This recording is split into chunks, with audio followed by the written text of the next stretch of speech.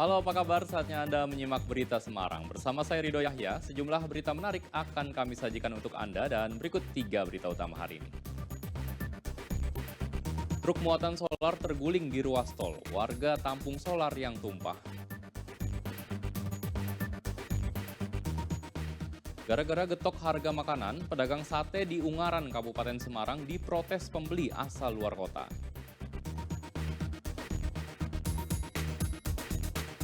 Dinilai rumit menyalurkan pupuk subsidi. Wakil Menteri Pertanian sebut kartu tani akan dihapus Presiden Joko Widodo.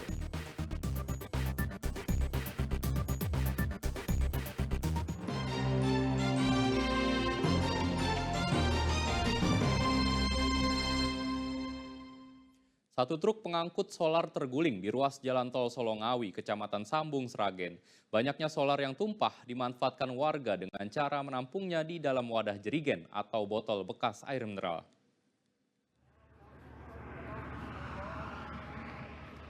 Truk pengangkut solar yang melintas di ruas tol Solongawi mengalami kecelakaan tunggal. Truk terguling di pinggir jalan dekat dengan sawah warga desa Banyuurip, Sambung Macan, Sragen. Kecelakaan menyebabkan solar yang ada di tangki truk tumpah. Hal itu dimanfaatkan warga sekitar. Mereka beramai-ramai datang ke lokasi kecelakaan untuk menampung solar dengan jerigen dan botol bekas air mineral. Tak hanya menampung solar yang keluar dari dalam tangki, warga juga mengambil tumpahan solar yang telah tercampur dengan air kali. Solar yang diambil warga digunakan untuk mengisi mesin diesel pompa air untuk mengairi sawah mereka. Apa, Pak? Solar. Oh, solar. Ya. Dari mana, Pak, solarnya? Itu tangkinya guling. Oh, udah lama, Pak, gulingnya tuh? Dari semalam. Dari semalam ya? Ya. Oh. Terus ini udah berapa jerigen? Dapat 3, dapat 4. Dapat 3, dapat 4 ya? Terus buat apa, Pak, jerigennya? Untuk anu sawah. Untuk anu sawah. Ya, Berarti Tidak ada korban jiwa dalam kejadian ini, hanya saja pengemudi truk luka ringan. Belum diketahui penyebab kecelakaan. Heri Prasetyo melaporkan dari Sragen. Gara-gara getok harga makanan, pedagang sate di Ungaran, Kabupaten Semarang diprotes pembeli. Setelah video itu ramai di media sosial, pedagang sate dipanggil Dinas Koperasi UMKM, Perindustrian dan Perdagangan untuk diberi pembinaan. Dilihat lagi ya. Ini tadi masa sempat nanya jadi apa enggak. Ya ini penipu semua ini. Seorang perempuan mengamuk saat mengetahui dirinya ditipu oleh penjual sate di kawasan Alun-Alun Lama, Ungaran, Kabupaten Semarang. Saat ia membeli sate, harga yang diberikan oleh pedagang tak masuk akal. Lebih mahal dari harga biasanya alias harganya digetok. Nominal harga yang tertera di bon pembelian berbeda dengan tagihan pertama. Awalnya pedagang sate memberi harga Rp536.000 tanpa ada nota.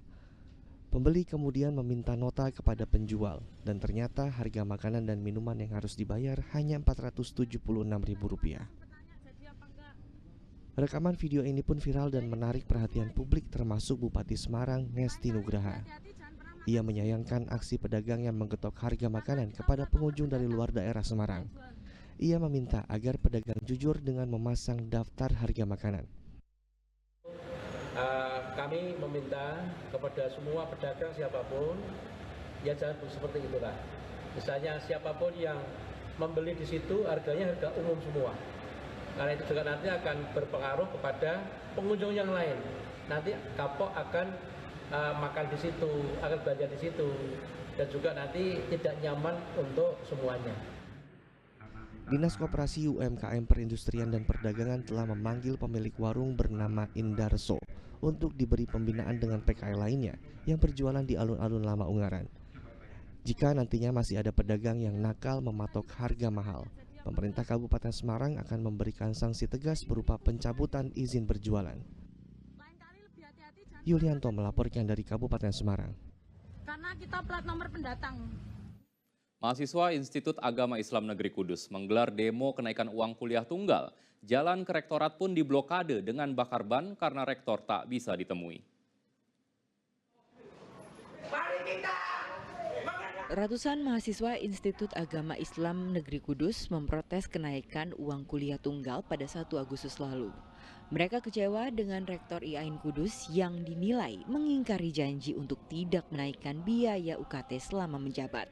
Saat ini terjadi kenaikan UKT sebesar Rp400.000. Kekecewaan itu digambarkan dari aksi menabur bunga dan membawa keranda. Kekecewaan mereka bertumpuk saat keinginan untuk bertemu langsung dengan rektor malah diwakili wakil rektor.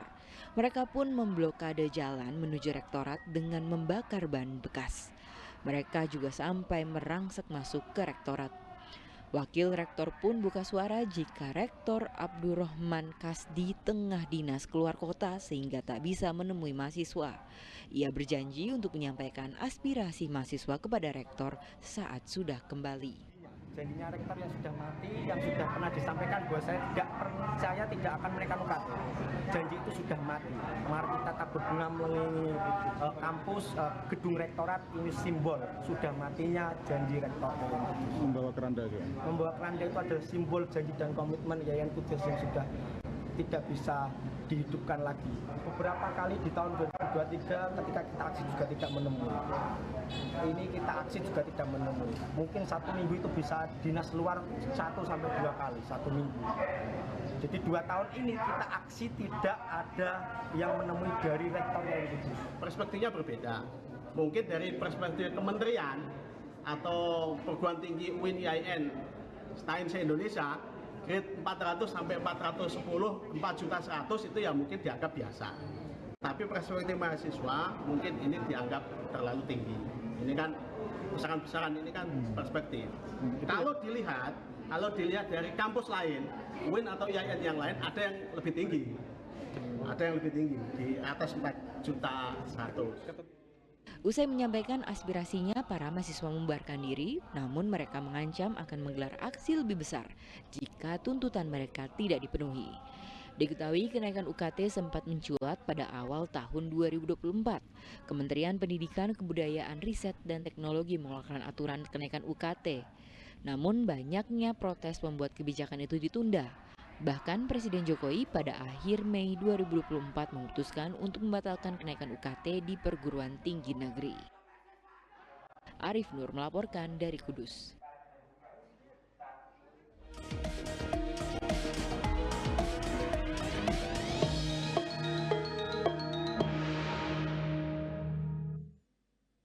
Pasangan Ilyas Akbar Al-Madani, Tri Haryadi mengantongi rekomendasi dari Dewan Pimpinan Pusat Golkar dalam Pilkada Karawang. Keduanya akan diusung Partai Golkar dan Demokrat.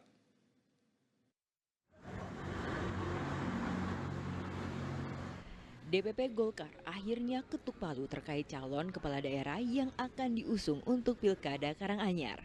Mereka menggadang Ilyas Akbar Al-Madani dan Tri Haryadi sebagai calon bupati dan wakil bupati Karanganyar. Hal ini berdasarkan surat rekomendasi dari DPP Golkar. Bertempat di kantor DPD Golkar, partai berlambang beringin ini akan berkoalisi dengan Demokrat dan PAN untuk Pilkada mendatang. Ini yang kita pasti sudah ada Demokrat, Golkar, PAN, yang lainnya menunggu, tapi kita komunikasi intensif dalam rangka membentuk koalisi besar dalam rangka Pilkada di tahun 2024-2029. Sementara cabup dari Partai Golkar, Ilyas Akbar Ramadhani senang mendapatkan kepercayaan dari partainya.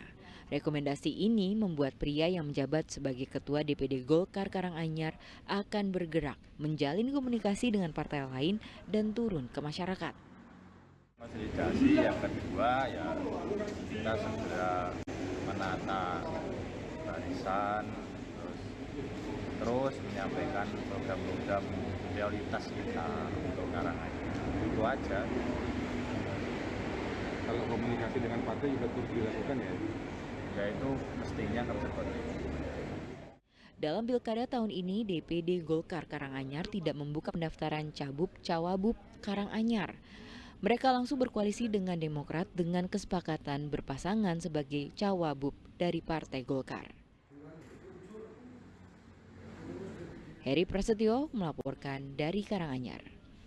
Tanggal 25 Juli 2000 rekomendasi. Komisi Pemilihan Umum KPU Kota Salatiga menggelar rapat koordinasi persyaratan pencalonan wali kota dan wakil wali kota. Pada pilkada tahun ini, bakal calon wali kota atau bupati dapat mendaftar meskipun usia mereka di bawah 25 tahun. Menjelang pendaftaran bakal calon wali kota dan wakil wali kota Salatiga pada 27 hingga 29 Agustus, Komisi Pemilihan Umum Salatiga menggelar rapat koordinasi bersama partai politik. Berbeda dengan pilkada sebelumnya, bakal calon wali kota atau bupati wajib berusia 25 tahun saat mendaftar. Kini syarat tersebut baru berlaku ketika calon tersebut akan dilantik. Selain itu, jika bakal calon kepala daerah merupakan aparatur sipil negara atau TNI Polri, maka wajib menyerahkan surat pengunduran diri saat mendaftar ke KPU.